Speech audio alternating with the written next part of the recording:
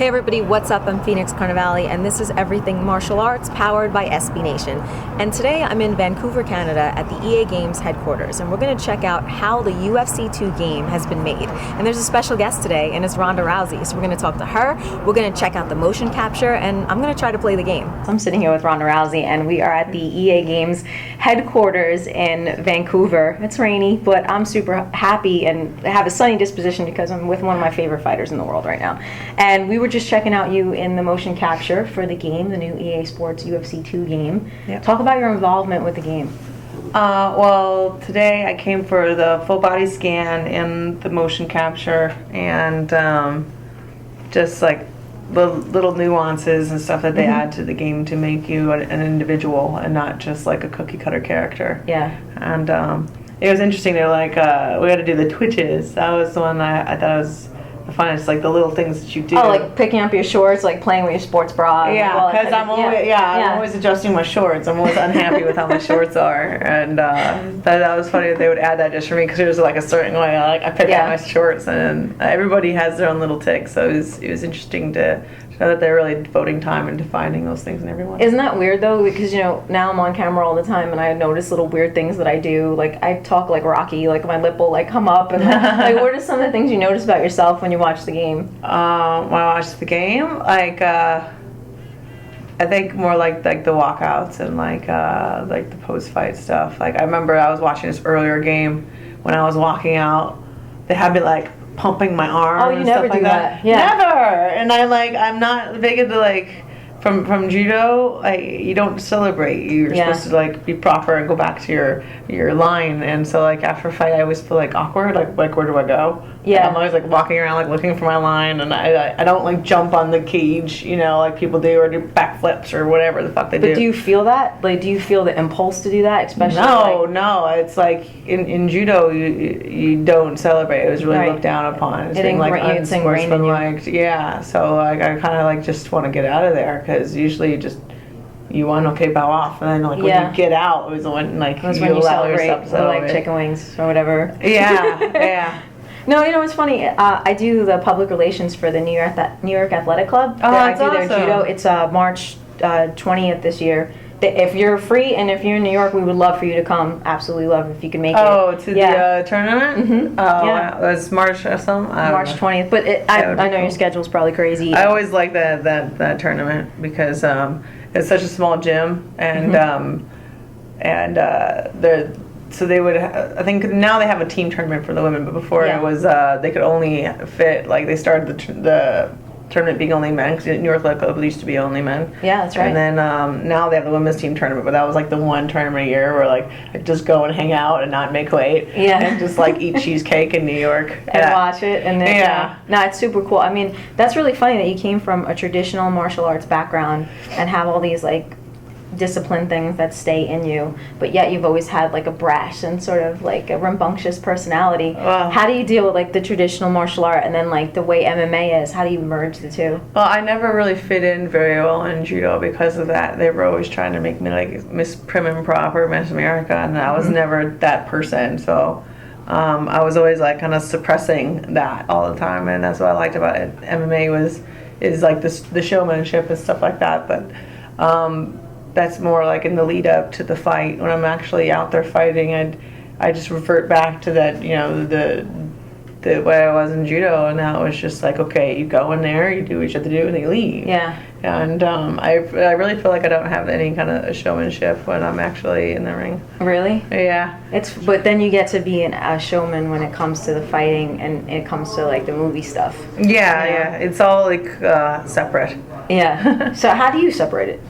I don't know, just do what's appropriate when it's appropriate. So, if I'm fighting, I'm in fight mode. I'm not going to put makeup on or worry about how I'm looking or anything like that. It's all about function, and other times, then I'll get girlied out and stuff like that, but only when it's appropriate. I don't need to. I feel go ahead and continue. I was saying I still need to have a face and makeup all the time. I like how my face looks, so when it's athletic time, I like to be how I normally am athletically.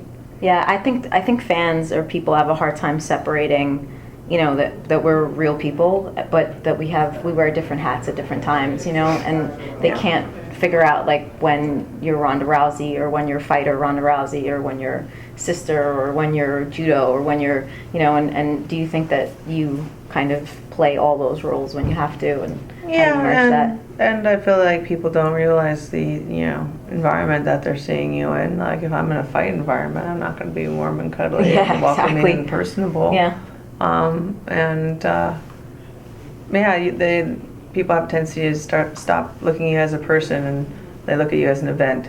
And it sucks sometimes, but then again, like I'm not struggling to pay my bills anymore. No, and you get to do cool stuff like this. I mean, talk about like what it's like to play the game as a fighter. Do you play yourself, or do you like play other people? No, it freaks me out. I even see my footage in the game, or see somebody else play me, or like anything like that. Right. Because I don't like being like in immediate control of my body. So if I want to do something and I don't know the buttons for it, it makes me crazy. So pissed off. I have to be somebody else. I've just played as Frankie Edgar, and Conor McGregor took me down, and it was like emotionally painful for me. Like I can only imagine if like I was the fighter, you know what I mean? Yeah, it's the kind of thing that I think like my kids will like. Yeah, well, who do you play? When you play the game, do you play like who's your favorite people to play?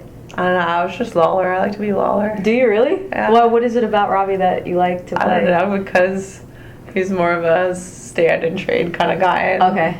Not just as a fan, is that great to watch, but someone that doesn't know the buttons very well. It's just good for me. You just press anything, and then he'll just keep throwing the whole time. I'm like, good, Lawler. Fine. Every button the whole time. Overhand right, overhand right.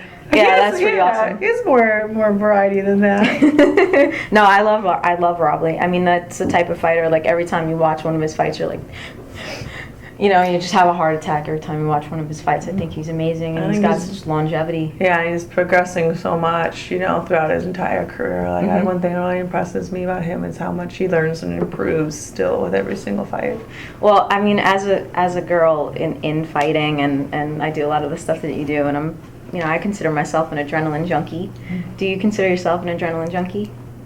I think I used to be more when I was younger. Really? Yeah, when I was more like, I first got my Beamer, and I could finally like drive as fast as I was thinking. Like I could get to a spot as fast as I was thinking I wanted to get there. So I used to drive really fast all the time. Now I'm like, no. Yeah. I'm more like tired, I think, all the time. Well, because you get the adrenaline stuff out at the appropriate moment, either in the ring, or in sparring, or in training, or on set. Yeah, I guess so. I have a very overstimulating life. Yeah, right? So like now when you come home, it's like silence and relaxation, and my idea of relaxing is just doing nothing. Absolutely nothing. What do you do with your free time? Like nothing. Absolutely nothing. Best. Oh yeah. Only someone who really works hard can truly appreciate doing nothing. I have to ask you a selfish question. What? I really love Sylvester Stallone. Like no, seriously. Like I've tried to meet him so many times, and I used to work at Planet Hollywood, and I worked there because I thought I was going to meet him. And they were like, one day they were like, Phoenix, Sylvester Stallone's coming in at 3:00, and I didn't realize the date. So at 3:00, I was waiting for Sylvester Stallone, and the whole staff was like, April Fools. No. I was like heartbroken. That sucks. So I know it was terrifying. I almost killed everyone in the place. There was this guy who worked there who's like, Phoenix, that was so rude. Do you want to spit in their burgers? And I was like, no, it's really not to spit in their burgers. But I want to know, like, what's it like working with him, and just being on an action movie with one of the greatest action heroes of all time. He's awesome. He's a real sweetheart, and he's got a history of helping people like get into the business and stuff like that, and like Dolph Lundgren and Leslie Snipes and like a whole lot of people. Yeah. He's like really been a mentor too, and he really took that mentor role with me in the very beginning, and he wasn't ever like making me feel like I need to, like you need to do good right now. He always felt like I was he was helping me through a learning process, and so he was great with just a lot of advice and things like that, and even little things like just think, don't blink. That's awesome. I blink too much. You blink too much on camera. That's too much. Don't think, just blink. That's how I do it. Just think, don't blink. So what's the next movie thing coming up? Like we could look forward to? And we're filming Roadhouse next. Okay, that's great. And what? All right, this is another selfish question. Captain Marvel, is that a rumor? I sit would down with love for that to not be a rumor, and I'm working on it. Okay. Okay. But you gotta go bug Marvel. You gotta go. You have my vote, and I mean, I think that would be amazing. Did you see Deadpool yet? No, I haven't. But then again, I haven't been able to be to the movies since like I put on a wig and went and saw Amy last year. Oh, really? Oh, that was so good. I cried my eyes out, like snot cry. Yeah. You know when you like snot cry? Like that was my reaction to that movie. Yeah. Oh my God. Well, I hope you get Captain Marvel. I will definitely be checking out Roadhouse. Thank the you. game looks great. You're you. great. I can't wait to see you back in the octagon as well. Appreciate that. Once that happens, and thanks so much, Ronda Rousey, man. Pleasure. So great to see you. I see you too. Yeah.